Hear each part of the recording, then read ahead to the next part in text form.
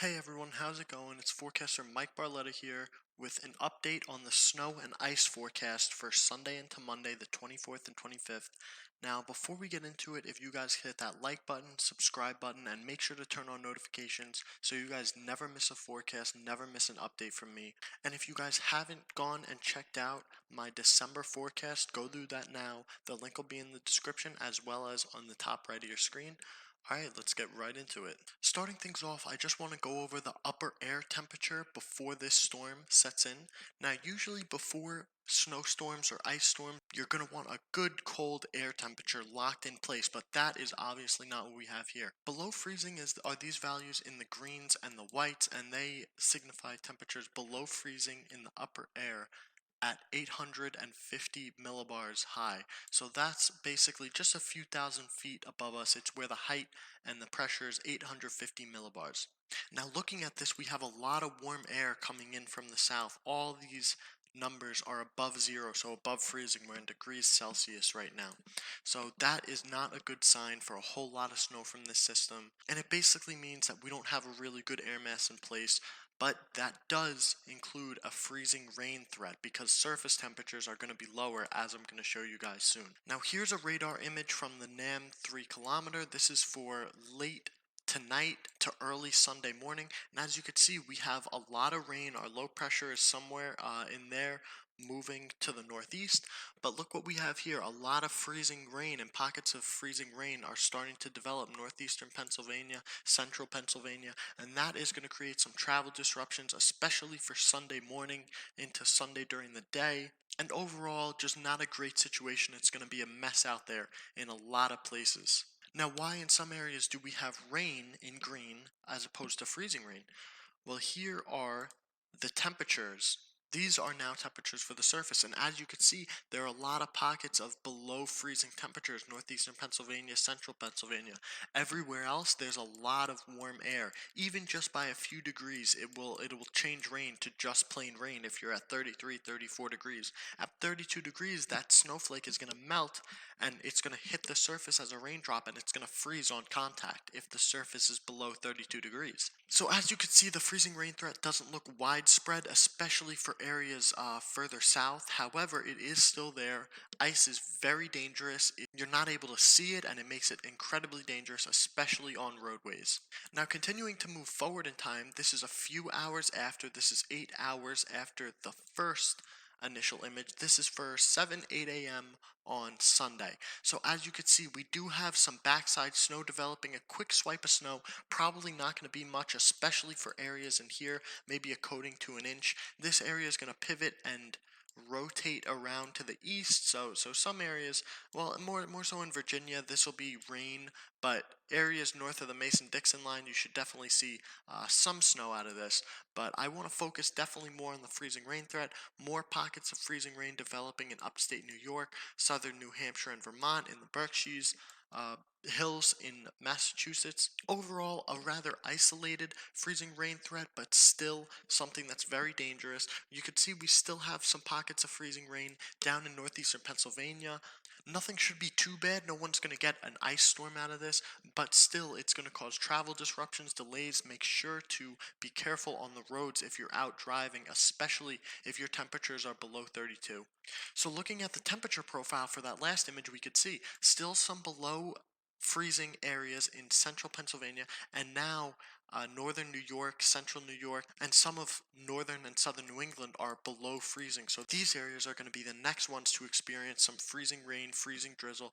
Once again, shouldn't be anything much, shouldn't be anything crazy major, no widespread power outages, but still enough to cause problems and cause travel disruptions and make travel dangerous and treacherous. Now, moving another 7 hours ahead, this is now Sunday afternoon, you could see we do have another swipe of snow developing. As I said, the area that was back here before is pivoting around and gonna give a nice swipe of snow for a lot of Pennsylvania, New York, We do still have some freezing rain developing in some pockets. In a lot of areas, either the cold or warm battle has won out.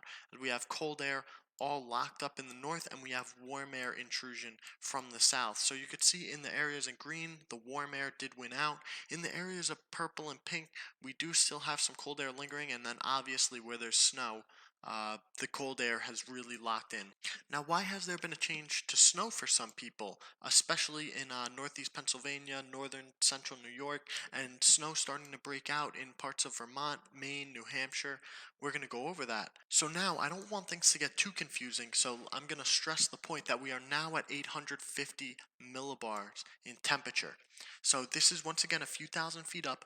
In these values, they're all below freezing. These are where areas that we could see some snow. These are areas aided by dynamic cooling of heavy precipitation. So don't want to get too technical, but overall it just means that it's snowing and that snow is able to pull down cold air closer and closer to the surface. Now at the surface, your thermometer is probably not going to read well below freezing in a lot of these areas. However, a few thousand feet above you, it is below freezing, and that snowflake is going to be able to hit the ground before it's able to melt.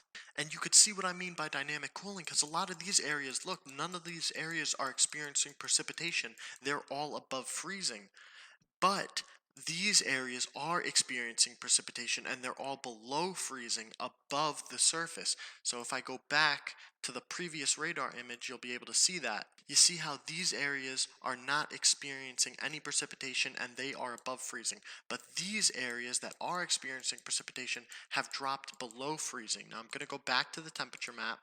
And you could see this very clearly that the areas that are precipitating are below freezing, the areas that aren't are above freezing.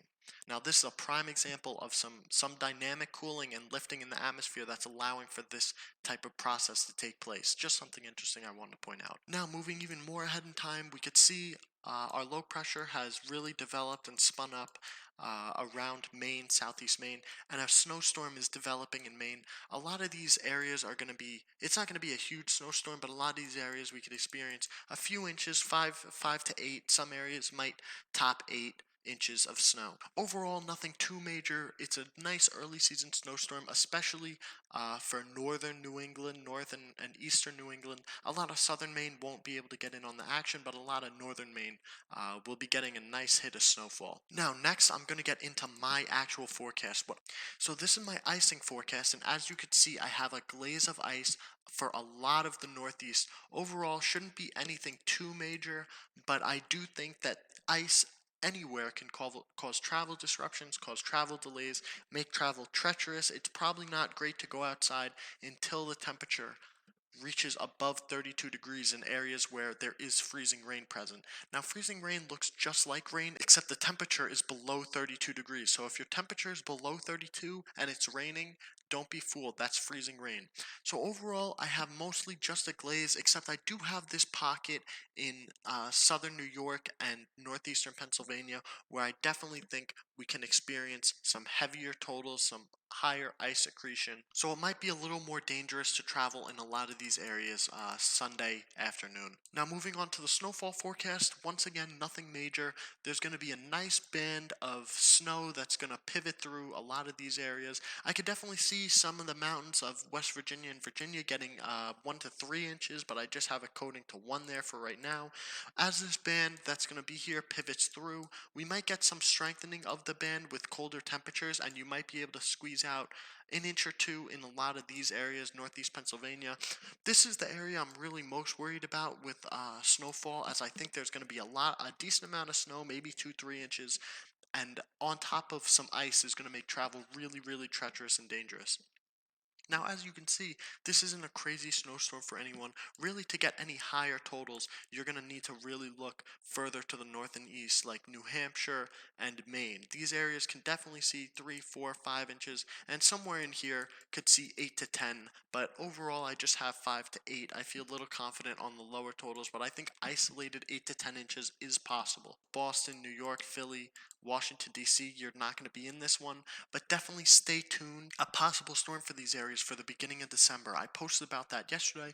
Once again, link in the description, and it'll be on the top right corner of your screen as of right now. So be sure to check that out. If you guys enjoyed the content that I'm providing, please make sure to like, subscribe, hit the notifications button bell so you guys will never miss an update. I really enjoy making content for you guys. Please leave comments and suggestions of what you guys want me to do differently, what you think I can improve upon. I really love doing this for you guys. I really love making videos. It's awesome. Have a lot of fun doing it. You guys have an awesome day. I'll be back soon with more content.